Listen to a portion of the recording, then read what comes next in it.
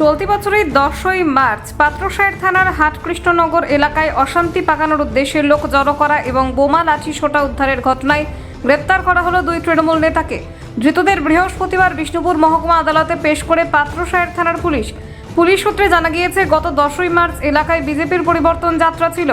সেদিন বিকেলে স্থানীয় কাঁকড়ডাঙ্গা এলাকায় একটি মারধরের ঘটনার তদন্তে গিয়ে হাটকৃষ্ণনগর এলাকায় একটি সবজির আড়তের পাশ থেকে বেশ কয়েকটি তাজা বোমা, লাঠি ও পাথর উদ্ধার করে পুলিশ।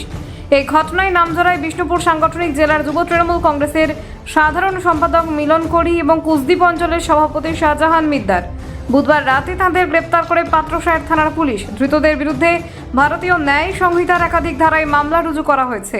দেখুন, কোনো সাধু পুরুষ গ্রেপ্তার হয়নি।